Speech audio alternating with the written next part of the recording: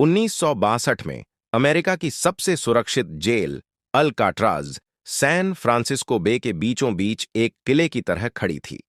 चारों ओर बर्फ जैसी ठंडी समुद्री लहरें, लगातार गश्त करती गार्ड टावरें और देश के सबसे खतरनाक अपराधियों को कैद रखने के लिए बनाया गया यह कुख्यात स्थान द रॉक नाम से जाना जाता था।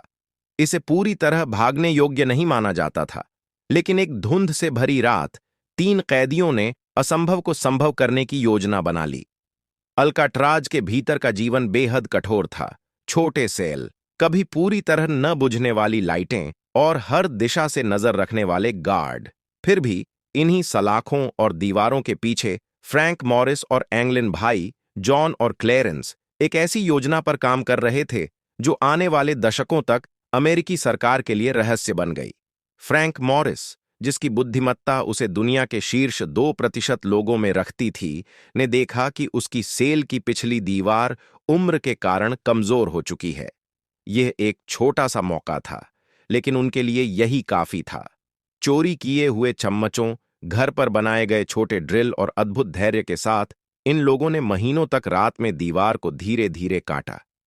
अंततः छेद इतना बड़ा हो चुका था कि एक आदमी उसमें से निकल सके। सेलों के पीछे एक बिना पहरे वाली यूटिलिटी कॉरिडोर थी, अंधेरी, संकरी, पाइपों से भरी हुई। उसी रास्ते से वे ऊपर एक भूले हुए अटारी क्षेत्र तक पहुंचे। वहीं उन्होंने 50 से ज्यादा बारिश से बचाने वाले कोट इकट्ठा कर एक बड़ा रबर का बेड़ा और लाइफ जैकेट तैयार की, और गार्डों को धोखा देने के लिए उन्होंने साबुन, टूथपेस्ट, टॉयलेट पेपर और असली बालों से अत्यंत यथार्थवादी नकली सिर बनाए। इतने असली कि रात की गिनती के दौरान गार्ड भी धोखा खा गए। 11 जून 1962 की रात यह साहसी प्रयास शुरू हुआ। कैदी अपने सेल से बने छेदों में से निकले, पाइपों पर चढ़ते हुए ऊपर अटारी में पहुंचे और फिर छत तक पहुंचे। ठंडी हवा के बीच उन्होंने सावधानी से 50 फुट ऊंची दीवार से नीचे उतरकर अल्काट्राज के किनारे तक का रास्ता तय किया। अंधेरे और घने कोहरे में उन्होंने अपने रेनकोटों से बनाई गई नाव फुलाई और उसे बर्फ जैसी ठंडी लहरों में धकेल दिया।